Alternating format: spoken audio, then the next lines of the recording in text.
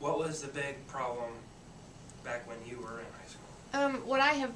What I've noticed is it's just something different. It's the same, maybe in that day it was LSD, or it was marijuana, or it was alcohol. Those problems don't ever go away, and they just kind of change names for a while. But it is scarier because they are different. At least we knew what marijuana does to people. We don't know what LSD. So there's always going to be a drug issue. There's always going to be confrontations. There's always going to be people in close proximity to each other. That's always going to happen. But when I went to school, I worried about whether my hair looked okay and whether my friends were talking to me that day. It never crossed my mind to worry about whether a school shooter was going to come in, whether somebody was going to bring a gun to school. It just is not on my radar at all. So that's completely different. But the safety measures that the school has in place, and even sharing that information with you and helping you to make those wise decisions and be prepared, is completely different. Completely. But in a good way. On a scale of 1 to 10, how big of an issue is this? Is what? The spice? Pretty big. Yeah. Pretty big because it's so unknown. We know what alcohol is going to do to somebody. The synthetic marijuana and those other things like bath salts, we don't know. The pure person that's ingesting it doesn't know.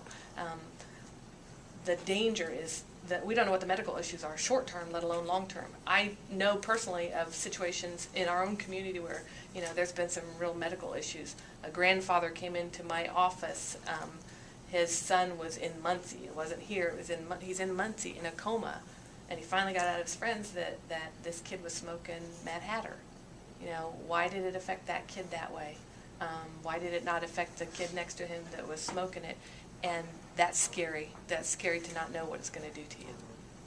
So I know you said that you don't really know short-term or long-term medical issues, but what are some examples that you may be able to give me, right now that we see in the area? Coma, near death. I mean, we know of some medical issues where there's some kids that, the doctor said if his O2 stats go any lower, we're going to lose him. Over something that you can buy off of the shelf, and that it's just scary. So my advice to you is just don't even touch it. Just don't even touch it, because you don't know. You don't know if you're that one that's going to have the bad reaction. You think it's safe because it's sold on the shelf. You think that that the manufacturer couldn't sell it if it was unsafe. They can get away with a lot of things because they're not FDA regulated. The Food and Drug Administration has no regulation over them. And then they'll, how it is, they'll false advertise to you. They'll put something on it that says DEA compliant. DEA never checked that. It's not compliant necessarily. And manufacturers are in it to make the bottom dollar. So that's what it's about. Don't let them do that to you. Don't let them sucker you in. So overall, what are your thoughts about this drug? How can we stop it?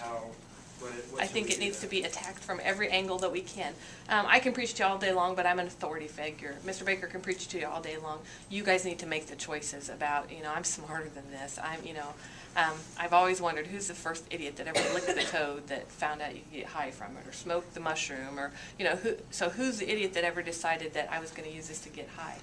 So you guys have to make the decision.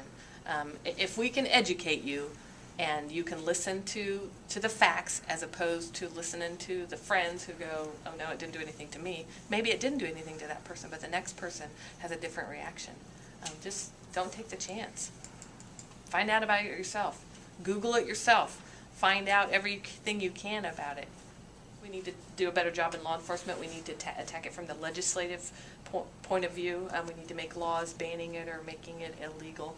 But ultimately, whatever we make illegal, people can still get it if they want it. So it really does have to be driven from you. Shame your friends that are doing it. It's not worth it. Set a good example for your little brothers and sisters, people that are looking up to you. And I'm here to tell you, they're looking up to you. You are a role model.